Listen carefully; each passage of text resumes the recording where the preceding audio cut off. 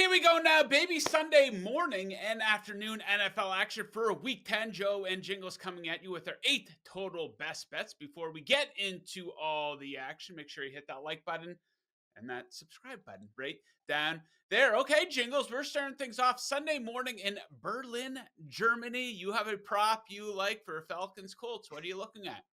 Sometimes when you're prop shopping, you find somebody and you try to make it work. And that's what I was doing with Josh Downs. And then I pivoted from Josh Downs to go to Alec Pierce over 54.5 receiving yards, minus 115. All three wide receivers in this offense eat. But Downs' production and season highs last week versus Pittsburgh all came pretty much in garbage time. He had 35 yards and a touchdown in the final 12 minutes, where Alec Pierce had 64 yards receiving in the first drive. This is a guy coming off a 115-yard game. He's over this in 6 of 7. He's gone over his receiving yard prop in every game this year. That is a 100% hit rate. It's not the basis for this, but Alec Pierce is a guy who can get this done in high volume, get this done in low volume. I think he had a 2-reception, 69-yard game back in week 8, and Pittsburgh showed last week in week 9 that stop Jonathan Taylor, try to get beat by Daniel Jones, and we could see some more passing out of this Indy offense.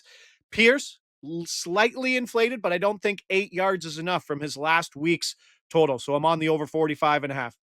Okay, next up, let us go to the game of the week. Actually, let me correct that, game of the year. It's going down to New Jersey. The Browns intend to take on the Jets. This game has a total of 37.5.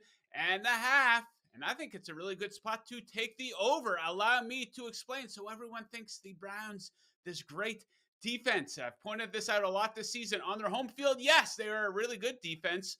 On the road, polar opposite. So points allowed per game at home, 11 so far this season. On the road, all the way up to 30.2. This is a similar pattern to in 2023. They had a 13.9 and 31.3 split.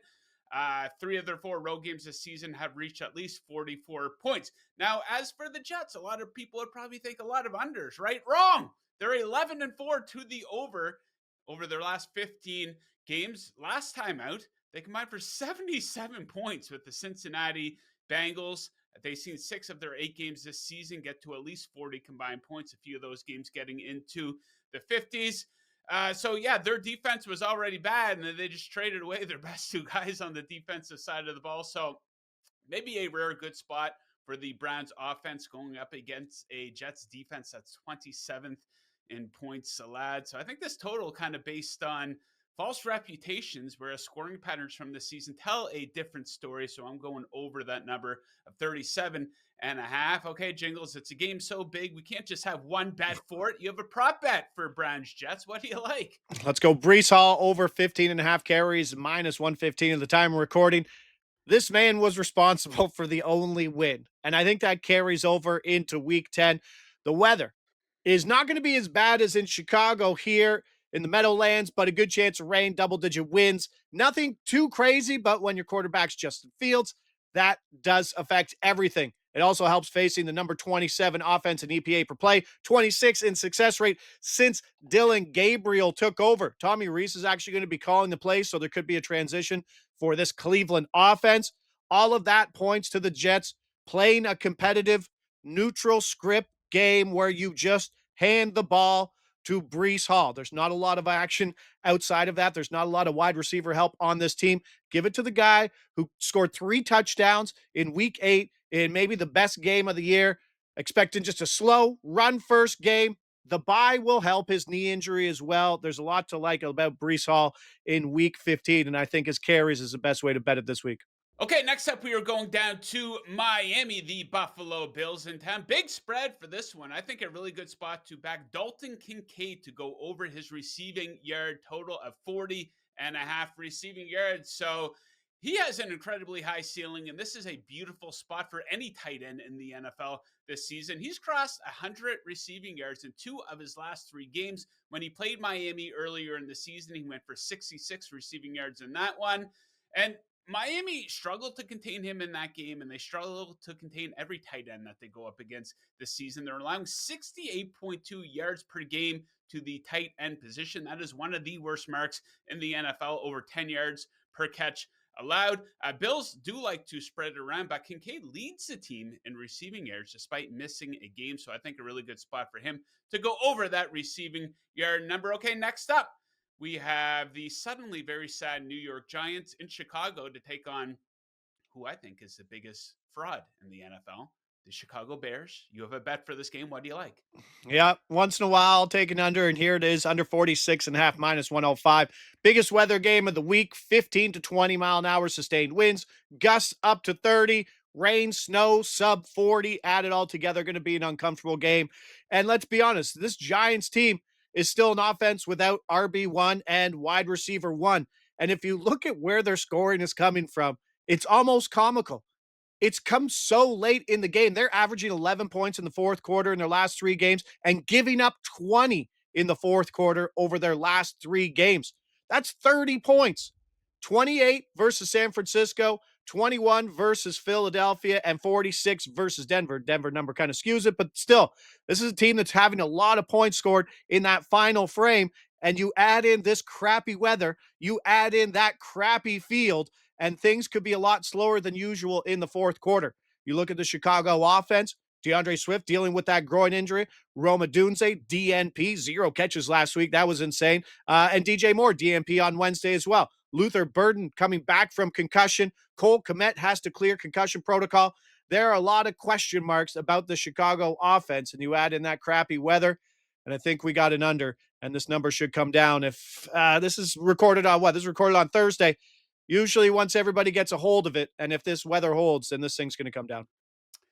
Okay, next up, we are off to the nation's capital. It is my favorite spot in all of sports betting, backing the Detroit Lions to cover the spread in a game after a loss. They lost their last game to the Vikings, and here we are. They are favored by 8 against the Commanders. So they've been in the spot a couple times this season, and they have a couple dominant wins in the spot. 31 versus the Bears, 15 versus the Bucks. This Commanders team is absolutely falling apart. A little bit of a skeleton crew. One of the worst defenses in the NFL. 30th in yards per play allowed. Trouble getting stops on both third down and in the red zone. Detroit is especially strong at moving the ball through the air. I think they're really going to be able to exploit the Commanders there. Commanders dead last by a fairly wide margin in yards allowed per pass attempt. Mariota in that QB skill positions really lacking any serious threats for the Commanders these days.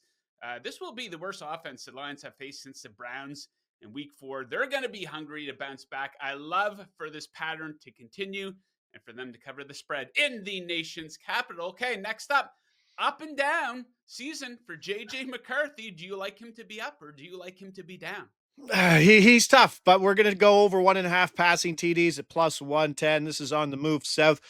He's yet to throw for 160 yards in his 3 games, but he has multi-touchdowns in 2 of the 3. The Blitz has Minnesota projected as the highest pass rate team on the Week 10 slate at 62%. But the real juice for this is when Minnesota gets into that red zone, they are the pass heaviest team in all of football. I've had to live through that with some George touchdowns. With some Mason touchdowns that didn't work.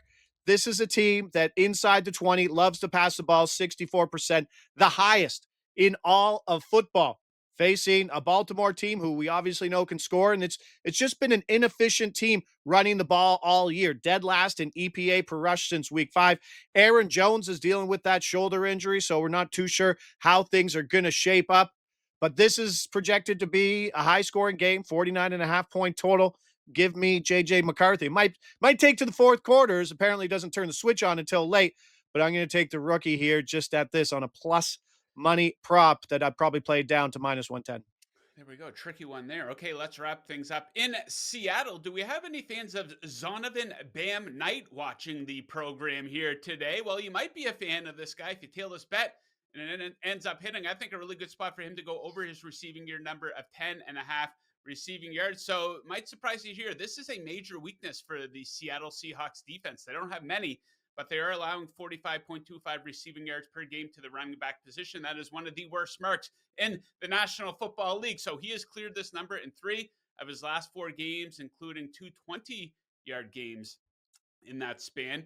And he didn't see any action in the previous game against the Seahawks this season based on where he was on the depth chart at the time.